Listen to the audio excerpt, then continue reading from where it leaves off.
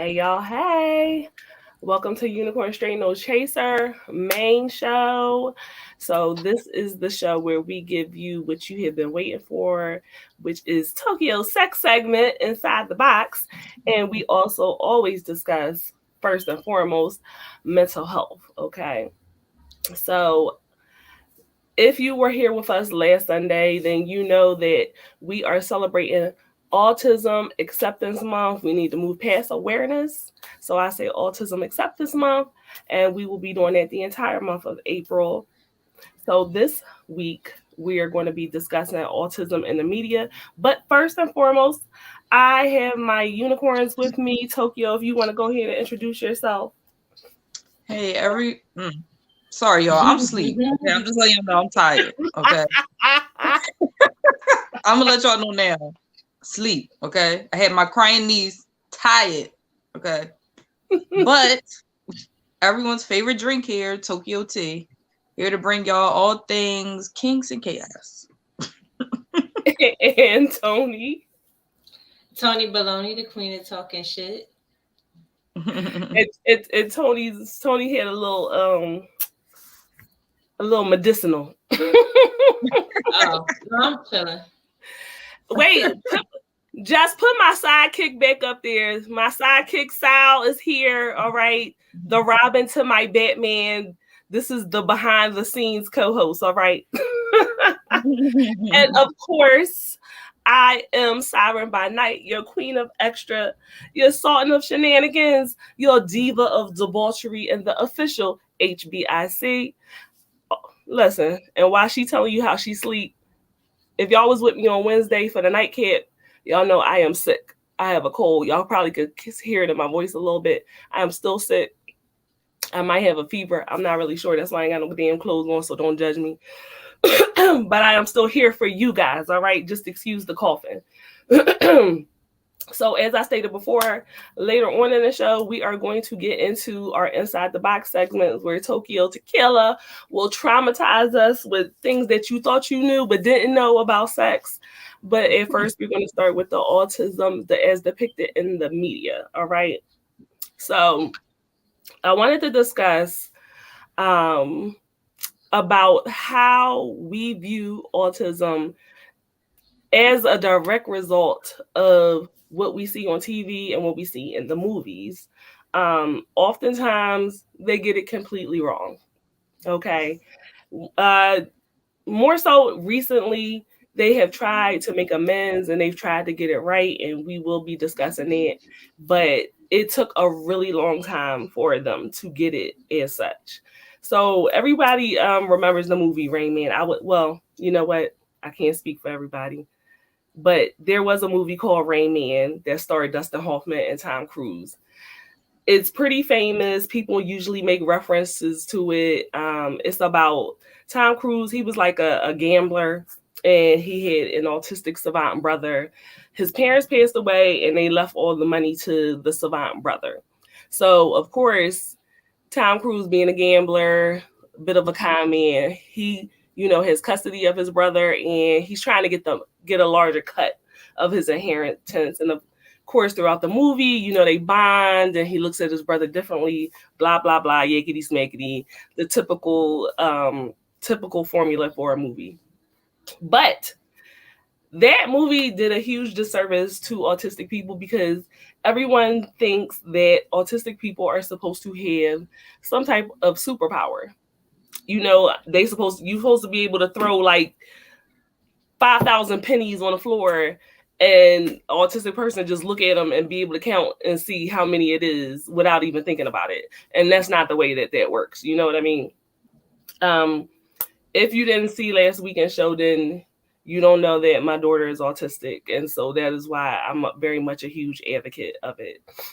Did either of you ever see Rain Man? Mm-hmm. I think so. Yeah. Did you like it? Sure. At the time when I saw it, yeah, I liked it, but the older I got and the more I started learning about autism, I started to look at that differently.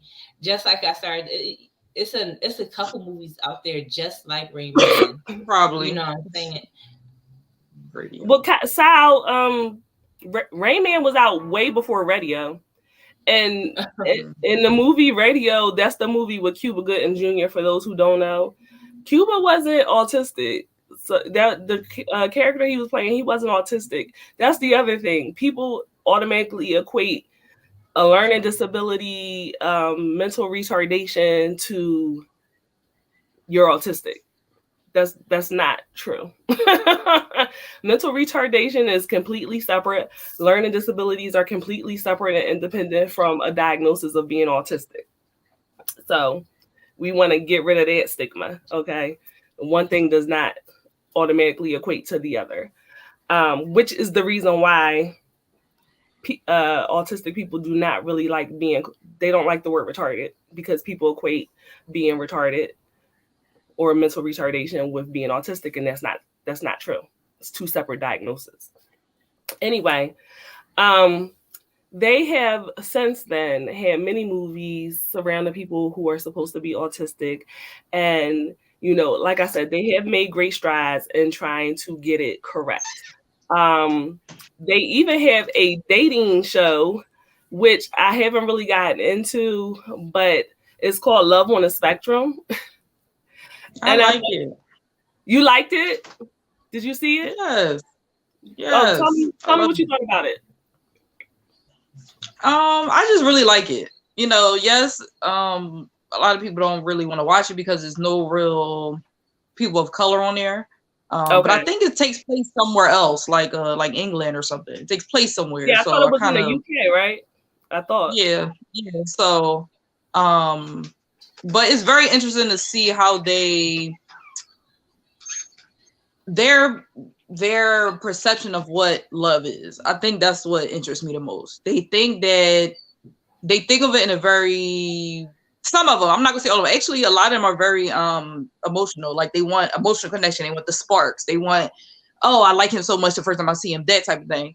And then we have like my favorite character, and I cannot remember the name right now because I'm asleep. But he's very logical. He want a wife, he want kids, he want them to be a certain type of way, and and he wears a suit everywhere in his life. I don't know. I like it. I really like it. I think it's super fun. I think that it does show a different perspective on sexuality as well. A couple of them are like bi, or they don't really have a preference. So it's like they'll date a girl, they date a guy. It really doesn't matter, you know what I mean? Right. But it's very cute. It's very cute. I like it. It shows their stems. Some of them are actually married. They have a one that's married on there, and they're both autistic. Sal, it's about autistic people in their dating lives. So they're not necessarily, it's not about, typical people, because say normal. It's not about typical people dating autistic people. It's about autistic people and them dating. That's what it's about. But it is a couple on here where one of them is autistic, and then I think her husband is not. But I believe he has some type of learning difficulty or something. Like something's going on. I can't remember what was happening, but he loves her. It's just very cute. I love it. I like it. Ain't so nothing wrong with it to me. They have like successful dating lives, or they like dating? Now that's no. It ain't no much. It's easy. It's slim pickings for them too. I was about to say it sounds like just a regular dating life. It do. It's just I think their idea of it or how they go about it is kind of interesting. They do let you know at the beginning, like, oh, I'm autistic and stuff like that, and they're very sweet. A couple of them are very sweet. Like they just want love and affection and the way they want it. You know what I mean? They let them know a lot of things, but yeah, a lot of them ain't been working. They don't be working. Those people be like, yeah, I don't really like him. And they let you know. That's another thing. Like, I'm gonna go. Like I be like, girl, they're more truthful and upfront, right? Yes. Like, all right, this ain't gonna work. And it'd be like these really awkward silences. Sometimes you be like, somebody say something. Like it's like you need to prompt them a little bit, like.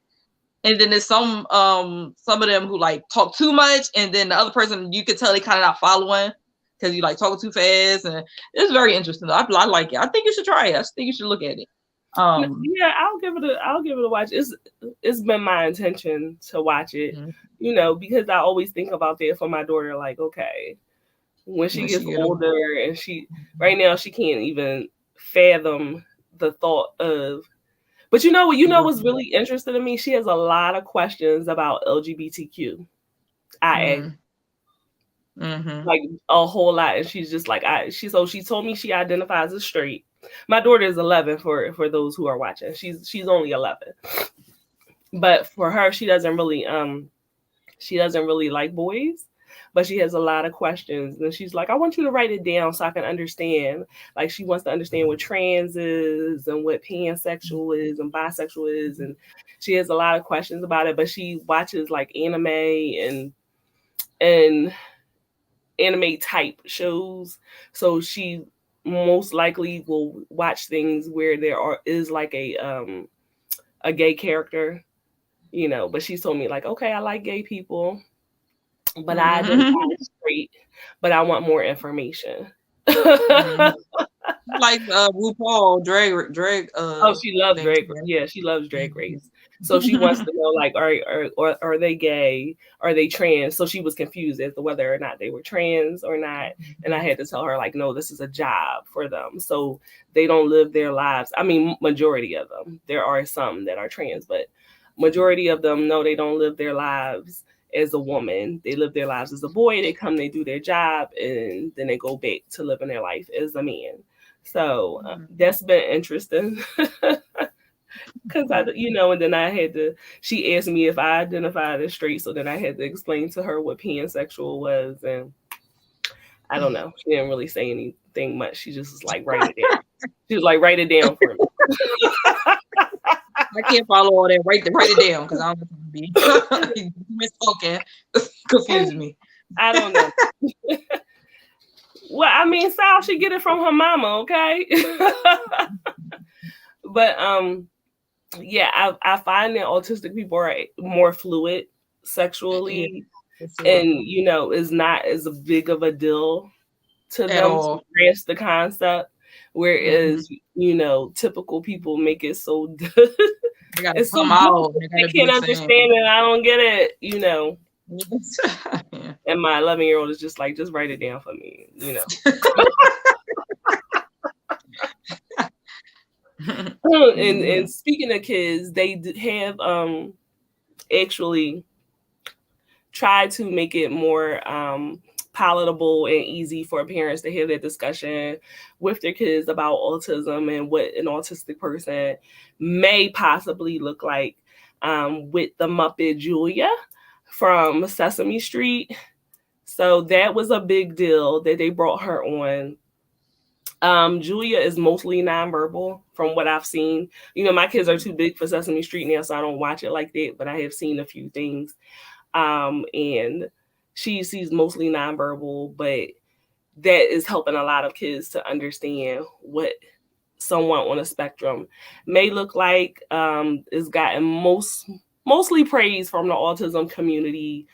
I kind of wish that they would have more than one autistic Muppet on Sesame Street, just because it's a spectrum, and yeah, and it could just it could be so different. You know what I mean? What did she do? I can see the potential, what you saying in that, and I definitely agree, because I do think when it comes to like autism in the media, I don't know if the image completely changed, because there's still shows out there, with autistic main characters, and they being like brilliant, like they could just look at like a sore throat and know what the fuck is going on. They haven't stopped that really, but I think Sesame Street does a good job at catching like certain lessons early. You know what I'm saying? And I agree with you that they should have more than one, like a character on there that represents it, because it is a spectrum. Have you seen it? I mean, I know you work with special needs children. You haven't got a chance. Oh, you talk to Tequila. You like, I don't work with special needs. I don't got no fucking kids. I ain't watching shit. None of my kids like Sesame Street. They don't like Sesame Street? No. One of my kids is Street used to be the obsessed with, shit. What you talking about? one of my kids is obsessed with they like Bob the Train and Lion King and things like that. Sesame Street, they don't get down with it. I So I don't you. even know what she do. What does she do on there? Like what's her? She don't sing or anything, right? Like she doesn't. I'm trying to figure out what is her role on the show. Like, not what's her role, but like usually they gotta. No, none of the Muppets like have a role, but Elmo will be like, Elmo's friend Julia doesn't like this and doesn't like that, but okay. They use it as a teaching moment. You know what I mean? Well, she doesn't like loud noises. Oh, okay. Because when I heard about it, I'm like, what does she do there? Like, how does she show that she's autistic? That's what I was trying to figure out. Do she just like sit down on the stage? Like, what is she doing? I thought it was like, smart. What do any of the Sesame Street characters do to represent anything? Like, yeah, I mean, but they all got a thing. Like trash can. Like all these right, but he's grumpy. That's his role. He's grumpy. Big Bird be out there teaching people shit. Elmo funny, got a cute voice. They all have a thing. So I was trying to figure out what is her thing. If she's nonverbal, and I'll talk about some Big Bird is a drug addict. Please explain to me, Sal, why is Big Bird a drug addict? I mean, only he can see snuffleupagus. Wait, he the only one that can see snuffleupagus? Yes. Wait, I have not played Sesame Street so much. I would have never known that. I thought Snuffy was his yeah, he was the only one who could see snuffleupagus. When that happened? I never knew that. I don't pay no mind, y'all. I never knew that. What? Now y'all gonna have me look at when I get off of here. I'm gonna be looking that up because I never knew that. What are you talking about? So he's a hallucinate. Like he's hallucinating. That's why they say you on drugs, huh? Big Bird on that Molly. What happened? I'm about to double check it, but I'm pretty sure. Well, no, y'all both said the same thing, but I never knew that. And I used to love me some Sesame Street. Sesame Street had all the good songs. Talk about they had Bert and Ernie, who was a gay couple. Like they could say what they want to say. Bert and Ernie was definitely a gay couple. You can't tell me otherwise. And Bert was an asshole. First of all. What the fuck do you think snuffleupagus is? I never knew what he was. He was okay. So he looked like somebody from like the dinosaur age. Yeah. The shit I'm reading right now will really fuck you up. Okay. Wait. It says the large and friendly monster resembling an anteater. Anteater. A fucking anteater. Okay. Made his first appearance in Sesame Street in 1971. But at that time, only Big Bird saw him. The two became close friends, but Snuffy's existence stayed ambiguous. I can't say that word, child. You know I'm ghetto. He was shuffled off screen and just miss everybody. Child, he's an anteater. He's an anteater. I thought in the world. I thought that nigga was a mammoth. That's what I thought too. Yeah, that's what I thought he was too. That's a big ass That's anteater. Ridiculous. They ain't know what they look like. An anteater? Why he so big? Why is he so big? This is further proof that Big Bird is on drugs because you're the only person who can see this big ass anteater. Like, what the fuck? Big Bird? Yo. That really makes no sense. I thought the nigga was a mammoth. I'm so confused. Yes, I did too. Wow. Yeah, I'm very confused. Listen, y'all done got an education out there that y'all ain't know y'all was about to get. I done got one. I never not no anteater. He's like a morbidly obese anteater. Then, if that's the case, not us spam comments. We get spam. That's funny. He a fucking anteater. Well, that right there fucked me up for the rest of the show because I thought the nigga was a woolly mammoth. Well, out now there we too. know that Big Bird Wow. is a crackhead, so Wow. I just Is found it that out crack today. really? Is it really crack? No, it ain't crack. It ain't crack. Is But it I'm really? comfortable in calling people crackheads. So It's got to Yeah, be something. that's a It's got to be blanket something term for more. all addicts. yeah, Like, that's a blanket term for you. I was You about to blanket say term. Yeah. it got to be something more for him to be imagining a big ass ant eater like a that. child. I'm thinking about Big Bird breaking into houses on Sesame Street, stealing their TVs and shit. Child, for sure. Y'all messing with Anyway, people's image of Sesame Street. Lord, Big Bird running down the street talking about, "Come on, Snuffy, you can't see shit." Anyway, anyway, when you brought up that they have the depictions of autistic people, and their savants and everything. I hate this show, The Good Doctor. And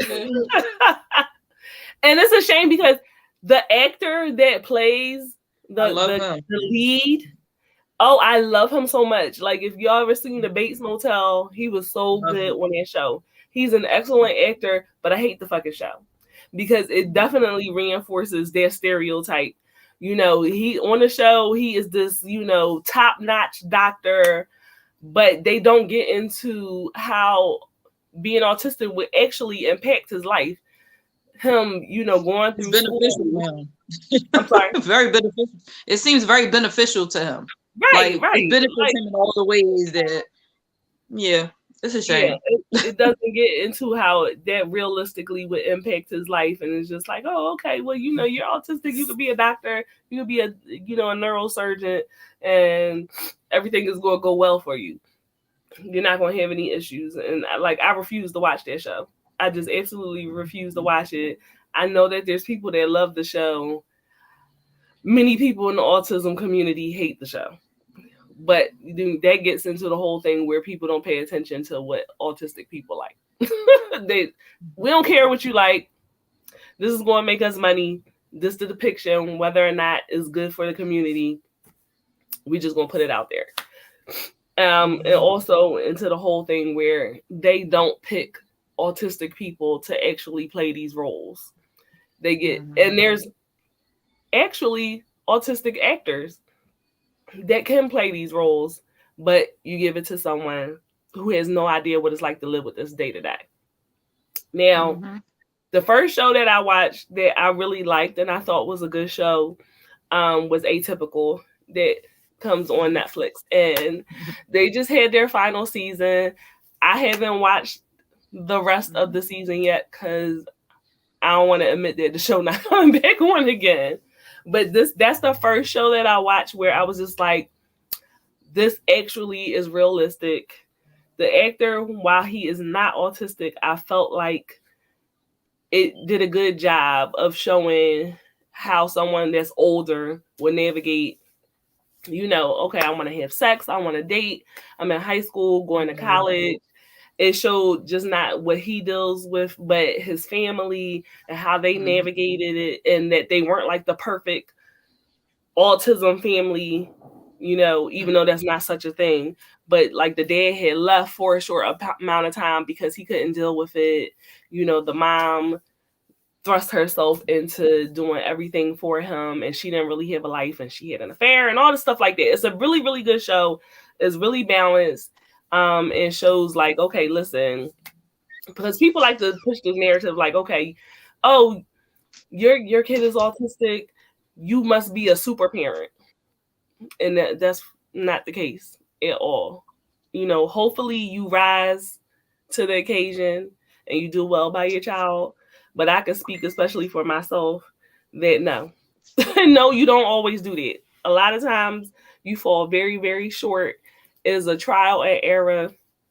I try to be a really good parent to my daughter, but sometimes, listen, I ain't gonna tell you. Listen, my daughter also has ADHD. And when I tell you that ADHD be making her almost lose her life on a daily basis, okay, I don't do well with it. If I say go do X, Y, and Z, You do X and you don't get the Y and Z, we got a problem. Hi, Rockstar. Don't you Hey. tell me. Don't you tell me the ending. Don't you tell me the ending. I'm saying about it. But yeah, if I tell her to do X, Y, and Z, she only get the X, she don't get the Y and Z. I'll be ready to put her out. Okay, with a for sale sign every time. I'm not made for that. I'm not made for an emotional child. I don't do well with crying. I don't do well with whining. I'm gonna tell you the truth. Those are the areas where I fall very, very, very short. Cause you crying and I'm sitting there looking at you like, what is your motherfucking problem? And so I don't know how we gonna make it through the teenage years at all. So the show that I want to say gets it right the most. It just came out. It was just completed its first season. I'm very hopeful that it gets that it gets another season and another season after that. It's called As We See It. Okay. So I've been talking about this show to any and everybody that I could talk about this show to. Because the main reason is the actors on the show are autistic in real life. Okay. Rick Glassman, Sue Ann Penn, and Albert Rutecki. I hope I am saying his name correct. Those are the actors on that show. And they add nuances to their characters that only somebody who is actually living through it can add. And that's all I can say. Like, I watched that show, I laughed, I cried, and I literally saw my daughter in different aspects in those characters and things that she does all the time. Tokyo, did you get a chance to watch it? I watched some of them. I haven't watched the whole season, but I do like it. Very interesting. Very interesting. I kind of like the fact they all live together. Even though I know one of them was trying to move out. I forgot the main character. I think I only watched like 1 or 2 episodes, so I'm not even deep in it tonight. But I like the fact they live together and they have a one-on-one person that helps them through their day-to-day life and through their struggles and stuff like that. And I think that's pretty cool. You really don't get that part of it, like when they get older and how they're going to live on their own, or if they're going to live on their own. I didn't even know that it was like a place like they can all live together like that. I didn't really realize that. So I thought that was very interesting as well. But yeah, I like it. It's a good show. I definitely recommend everybody check it out. No, that was something that I didn't think of.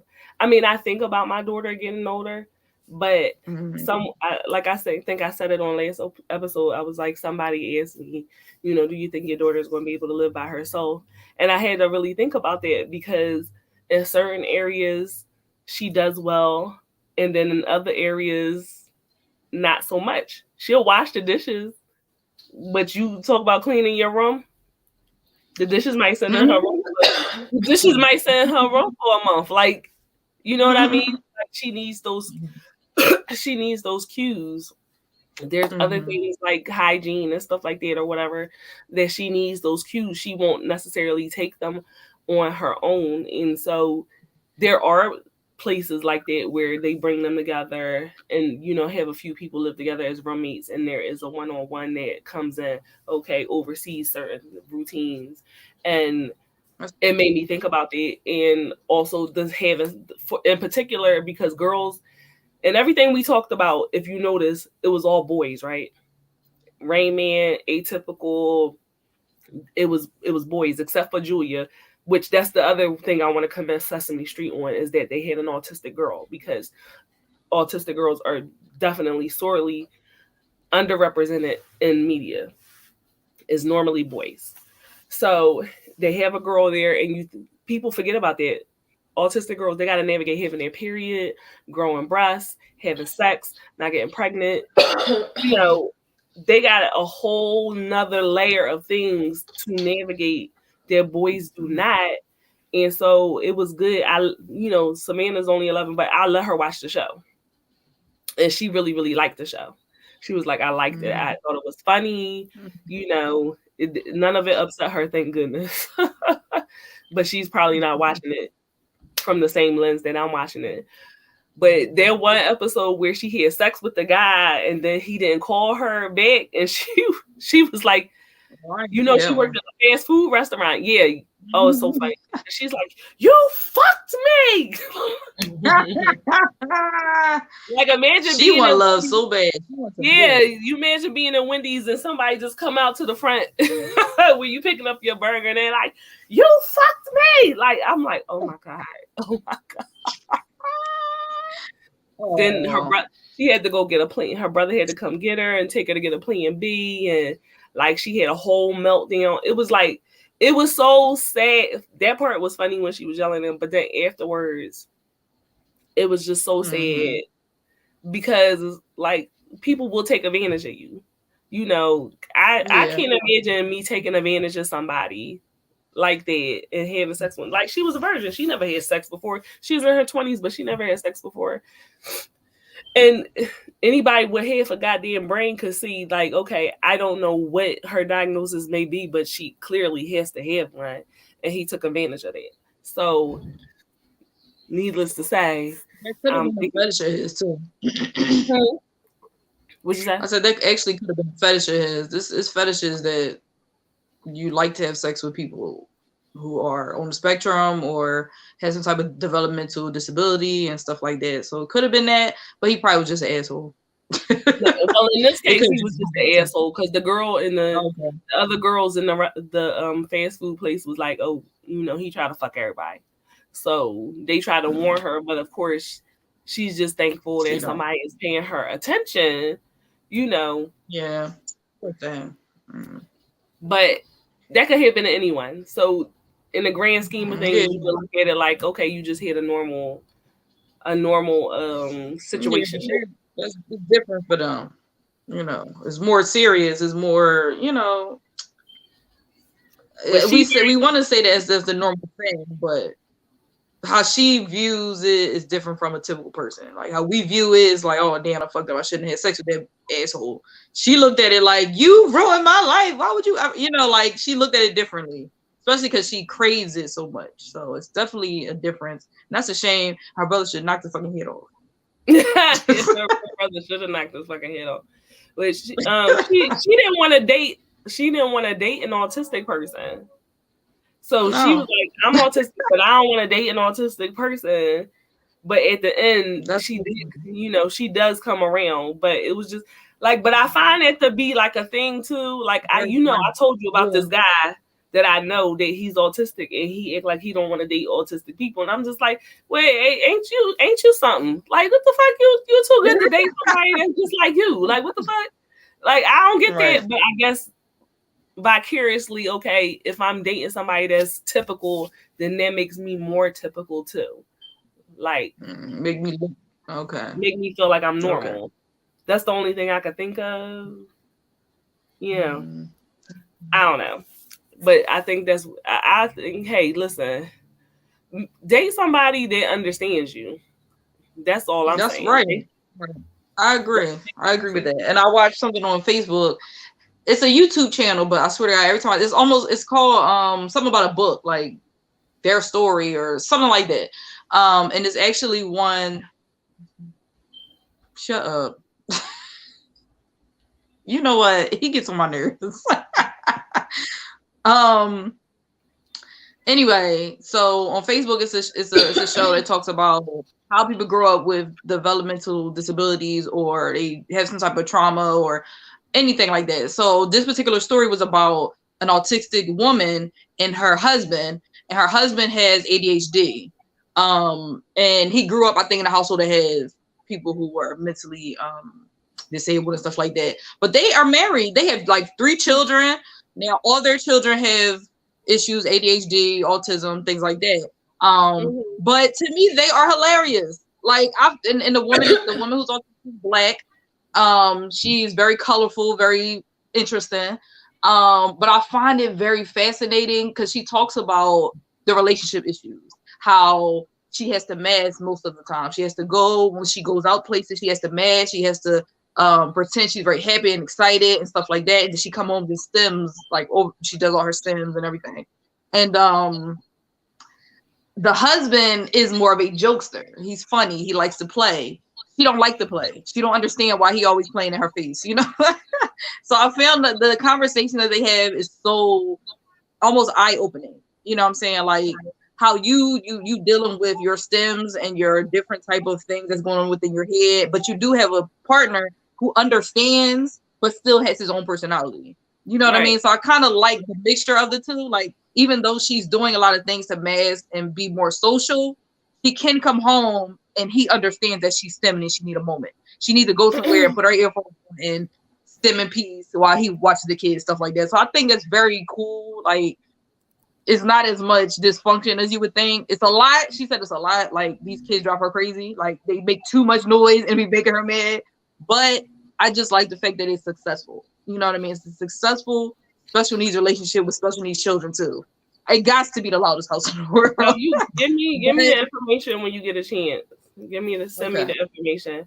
And for people who don't know, masking means when an autistic person hides their autistic symptoms so that they can appear normal in public. And a stem is like, anybody has a stem, not just autistic people. I shake my leg. Some people suck their thumb. Some people play in their hair.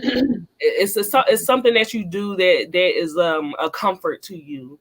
So anybody can have a stem, but for autistic people, the most identifiable thing that I can say to y'all is like when you see an autistic person that they rock back and forth or they flat their hands or something like that. But the truth of the matter is everybody has a stem. Just so you understand what Tequila was just saying. Sal in the comments, okay. Just can you go back and he put up did he take it off? He asked me how somebody can get how does one get autism? Okay. Sal. Valid question. Don't come at him too hard. I'm not gonna come at him. Some people don't know. Okay. But this goes to my point. He asked, how does one get autism?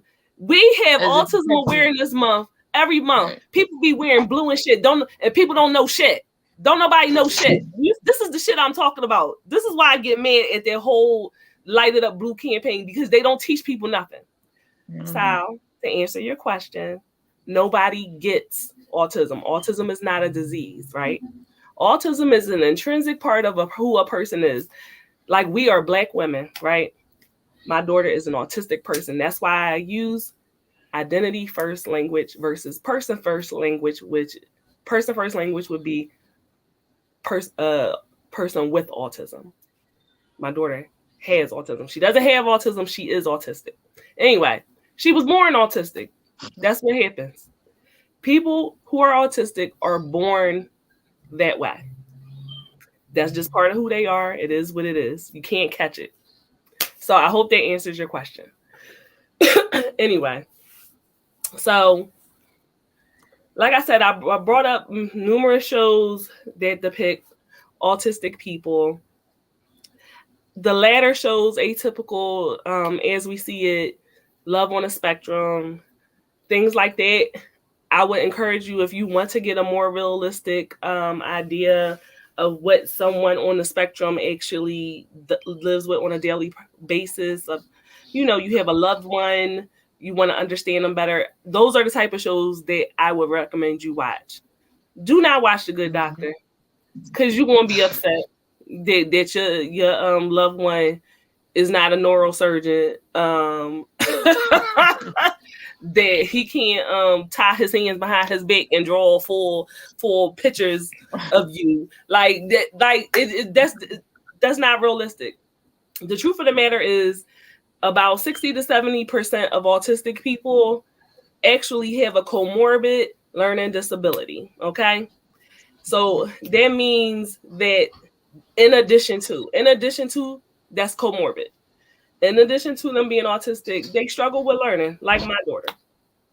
She ain't no savant. That's not the realistic point of view, okay?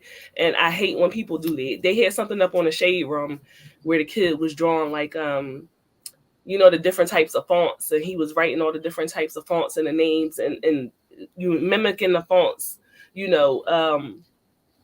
exactly. And everybody's like, yeah, autistic people this, and they so smart and they can do this, and I'm just like, oh my god. Like, I had to really put my phone down, because I was like, you about to go in these comments and argue with all these people about why this is misleading and harmful and wrong, so just back away from the comment section. But I've literally been asked, oh, so what's your daughter's special thing that she do? Like she a fucking dog and shit. Like, oh, what's her special thing that she do? What you mean? The fuck you mean? Breathe. That's what the fuck she do. That's a special thing that she do. Breathe. Okay? Like, I don't, so I hate that, because it's really harmful and it's really misleading.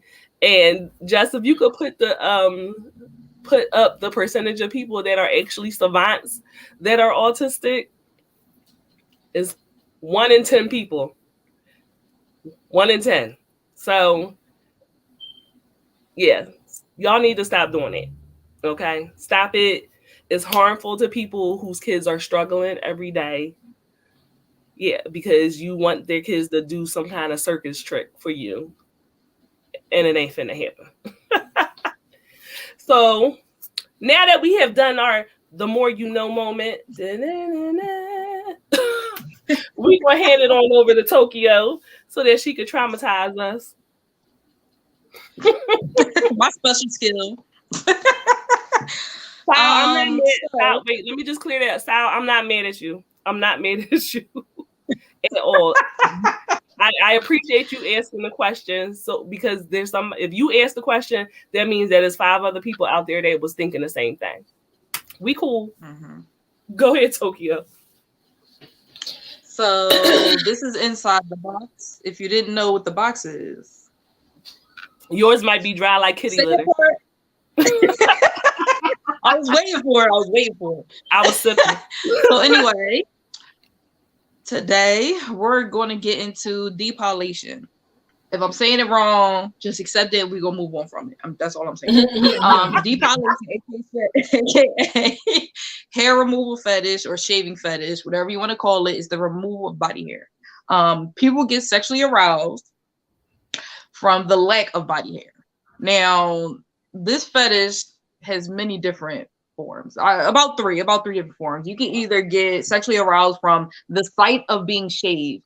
So say, you got a bald cat, you know what I'm saying? You just shaved your cat, it's all nice and smooth, you know what I'm saying? Nice and wrinkly, a little smooth, you know what I'm saying? They might get aroused by just seeing a shaved area, you know what I mean?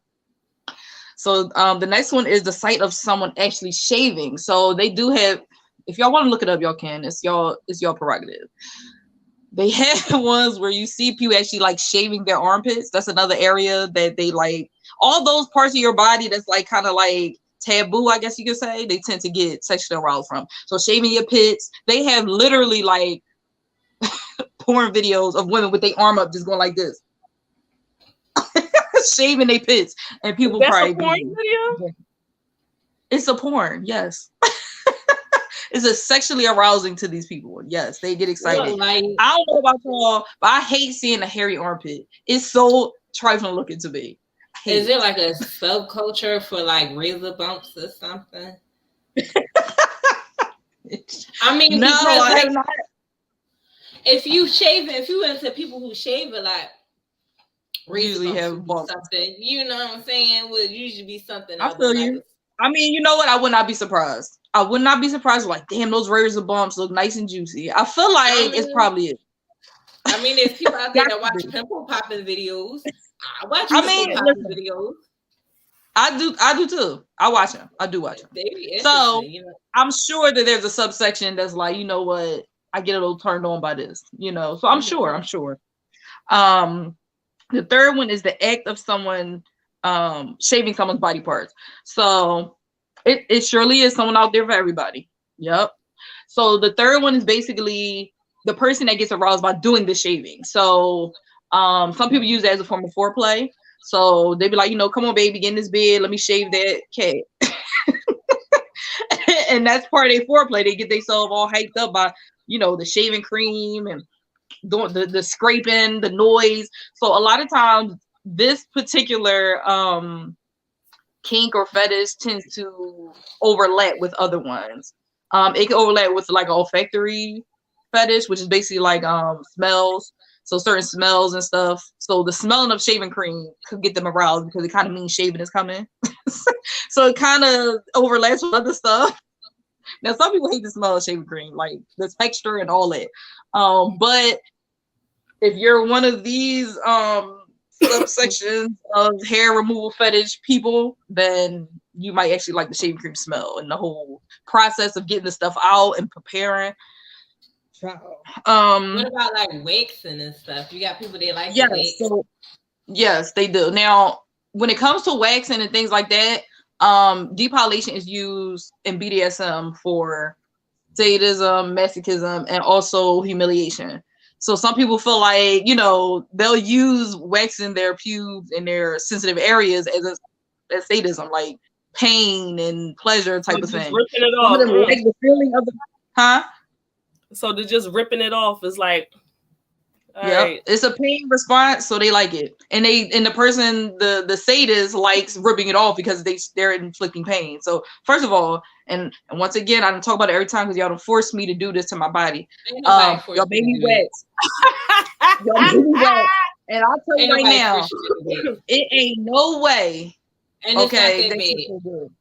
Yes, it is. I don't know what you're talking about. I don't know what you're talking about. That shit's crazy. I was devastated. So waxing can be used in BDSM as a form of torture. So I don't know what you're talking about. It hurt. That's why I'm like, it's not that bad. It's not that bad.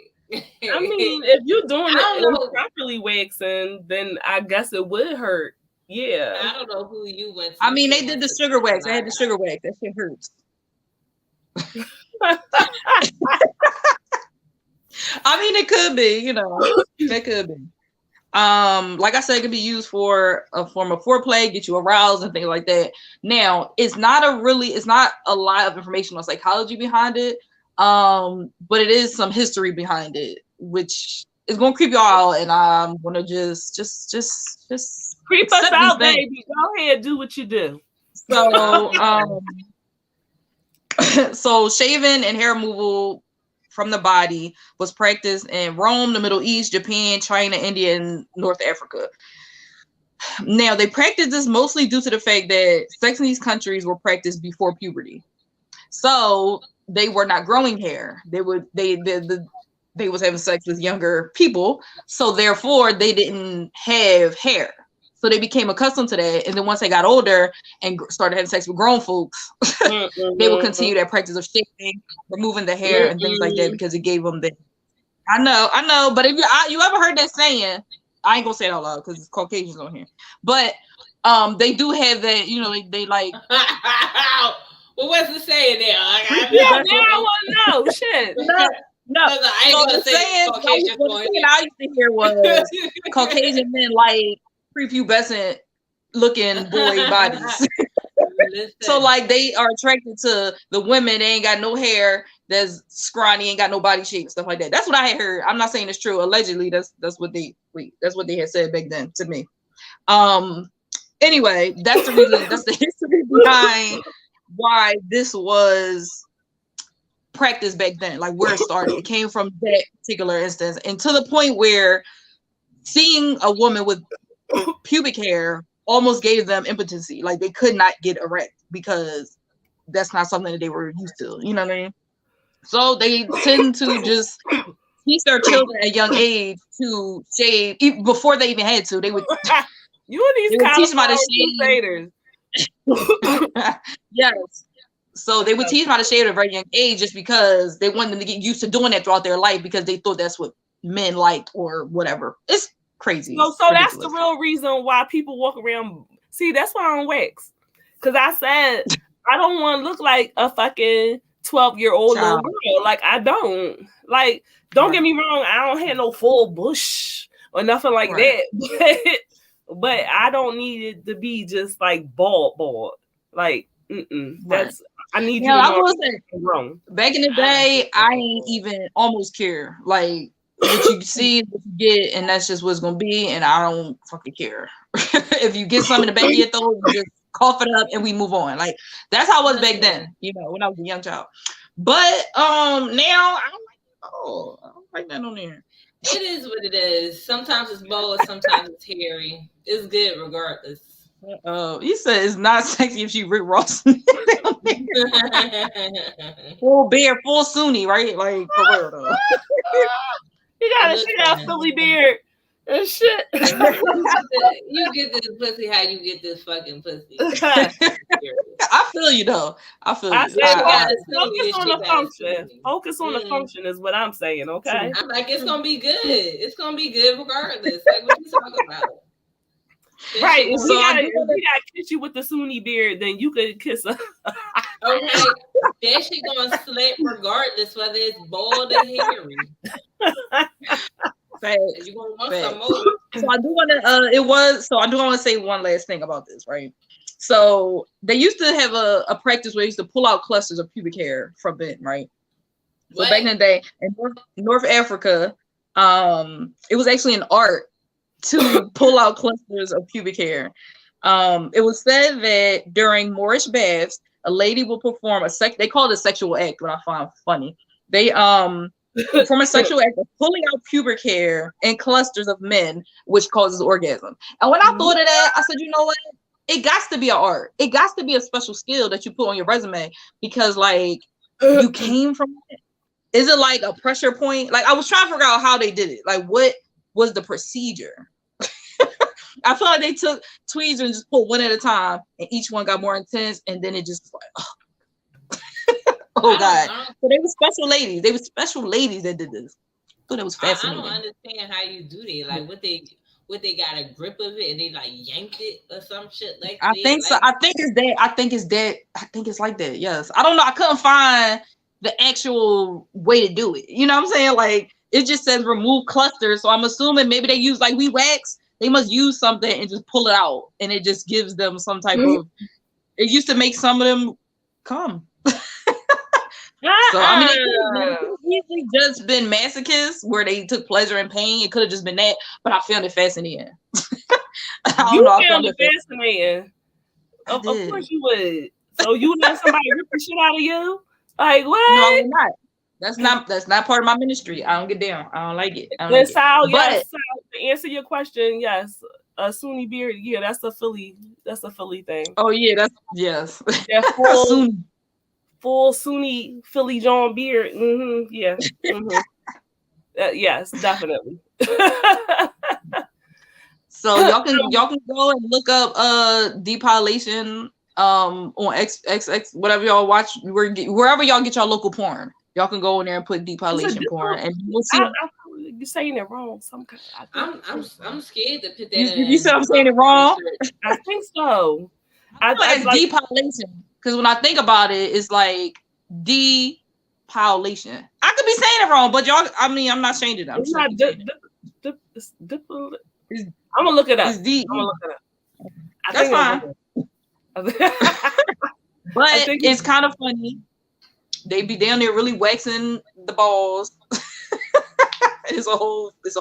You know what? I don't have a problem with that. Now you have enlightened us on a lot of fetishes. I don't have a problem with this one as long as you're not trying to wax me so I look like a little girl. That would be the only problem that I have. If that's just your thing, then fine. But if you're trying to wax me because you want me to resemble a child, well, I don't have sex with pedophiles. So that's my only thing. But other than that, I don't have a problem with. Listen, I don't even like shaving and all that. Like I do it, but it's a chore for me. Like washing the dishes. I don't feel like doing it, but I have to do it, right? So if I could just lay there and somebody shave my legs and shave under my arms and all that stuff, have it. Do your thing. Right. You know? Like that's one of those things that I gotta do. And to get you off on top of it. Right. Sounds good to me. I'm a hairy girl. So, that's a winner for me. I don't have a problem with that. Good. Shoot, I'm glad I found one. I knew that wasn't so bad. I just find that everything can be a fetish. Everything, anything, everything you could think of could become something sexual. And this is one of them. The most not ridiculous, but the most tedious thing that we do that nobody want to do, somebody like it. So do what y'all do. Have fun. Yeah, this one wasn't that bad. It wasn't that bad, except for the whole kitty shit. History. Yeah. I can't talk about the past. They was into some crazy shit, dog. Like I can't even. Well, how old were y'all when y'all first started shaving? I didn't. My vagina, you mean? This is a recent situation because I never cared about it. So it had to been the past 6 years or something. Like it hasn't been that long for me. I know, but my armpits, as soon as hair started pricking out of that joint, I was shaving that. I don't like that. But that's it. I don't shave my legs. I don't do all that extra shit. I'm not doing that. But you don't have hairy legs. My legs hairy. Well, I got significant hair holes, I'll say. They look hairier than they are. But I'm not doing none of that. I'm not doing your pores just big. All my hair is on my face because I'm growing a Sunni as well. So shut the fuck up. I leave it. I'm trying to tell you, this shit finna connect. And I don't know what I'm gonna do. Accept it. How old were you, Tony? I was probably like maybe 17 or so. I'm a hairy person. I got to stay on top of that shit. Like it looked manly. Like it's not. It looked manly. Like child. It looked like a fucking Sasquatch. I got to. I'm just like you. This shit gonna connect sooner or later. You know, I don't stay on top of it.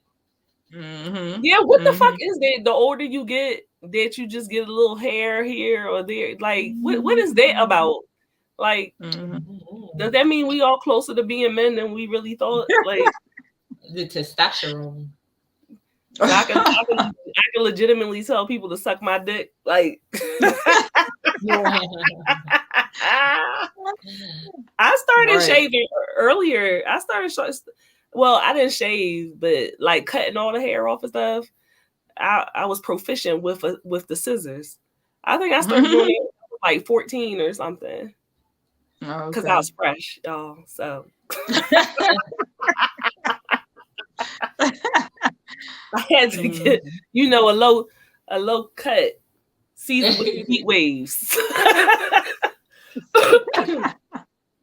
And of course Nair and all that shit. I hate Nair. I use Nair. I hate the smell of it. It's awful, but that's what I use. Yeah. You put Nair on your hood? Yeah, the bikini kind. I'm scared of razor bumps.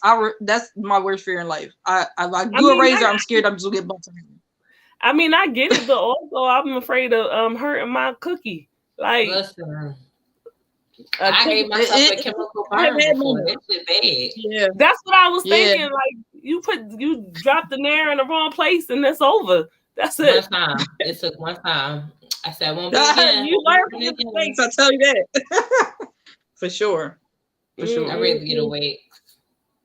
You rather get the way? It hasn't. Listen, I can't. I mean, there has been fun. And it's so smooth. It just gets so smooth. It pulls it from the root. From the root. So I like the root. I enjoy. I don't enjoy it, but it's. So what? Oh, she done froze. Yeah. That nigga might knock off your pH balance. Ooh, child. I hear you. I hear what you're saying. I get you. Look at him knowing about vagina. It ain't put me up bad yet. I mean, I had little, little side chafing, things like that from keeping it on a little too long. Side chafing. So, child, you get too descriptive. So in the creases, you know what I'm saying? On the crease, it might be a little raw. So I got to put a little Vaseline up there to keep it regular. But that's female problems. Female problems. Okay. Oh no. Ooh. Sal talk about something might knock your pH balance off. Well, I ain't putting it up in there now. I ain't putting it up in there. You don't put it up in there. You get where it needs to go. Get where it needs to go. I wonder if you Nair on their balls. Some probably do, especially if they can't reach back there to cut it. I guess.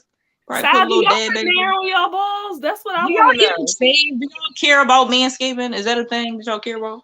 Yeah, Y'all I need should. you to. I need you to service your area a little bit. Yes, I do care Please, about manscaping.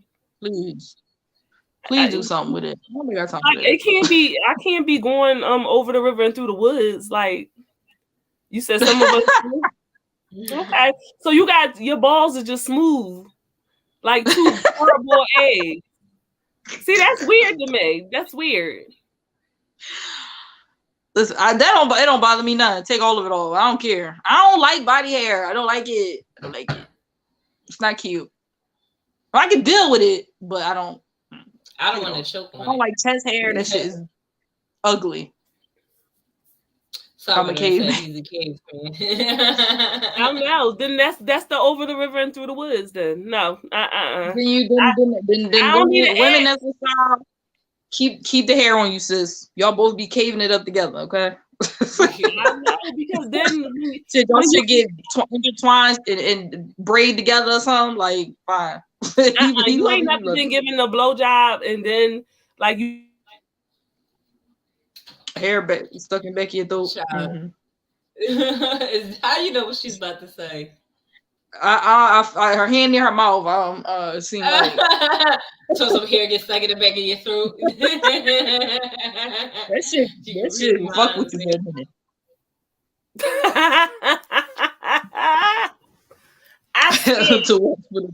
I was afraid. Anyway, excuse me. Thank you, Sal, for being my sidekick this evening. We enjoy you as always. Thank you, anyone who came through. Rockstar, I know you was out there somewhere. So we will be back on Wednesday for our nightcaps where we discuss all things pop culture, social media, all of that stuff. 7 p.m.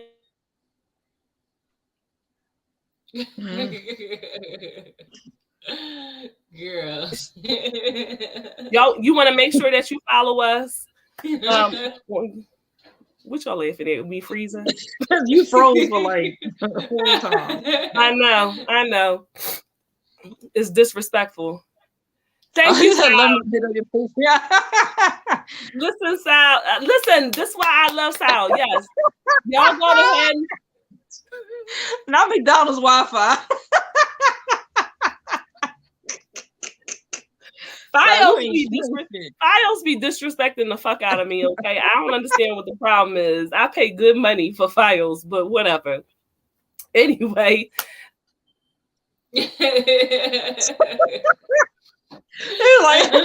like, man, you talking shit. You talking shit now. Watch this. I'm gonna knock all this shit over. Tokyo, I'm about to have you do the whole goddamn outro. Like shit. Follow our Patreon, right? Unicorns Tier, Head Nerds in Charge Patreon. Make sure you subscribe. Then you can see all my not suitable for work pictures that Sal is referring to. All right. I'm sure that Tony and Tokyo will contribute something to the Patreon in another form. All right. You can find us on IG. Put up pictures of the shit we talk about up there. You should. That's a great idea. Everything she can't put on here, she can put on a Patreon. You can find us on IG, TikTok, I was about to say Twitter, but I don't have Twitter. YouTube. You can find Head Nerds in Charge on Twitch, IG, Facebook, YouTube. You make sure that you follow Head Nerds in Charge Discord. You make sure that they follow them on YouTube especially. Go ahead, subscribe, hit that notification bell, all right? Make sure that you go hit up the Kickstarter for HNIC Con, which is Juneteenth weekend. We will be there during our panel. You could come through, you could say, hey, all right. You want to support the con for content creators and for the culture, and make sure you contribute and share the Kickstarter, all right? So we'll see you for the nightcap on Wednesday, 7 p.m. Eastern Standard Time. And let me go for my McDonald's Wi-Fi give out again. Wait. Thank y'all. Somebody got a comment. Hey, Star. Just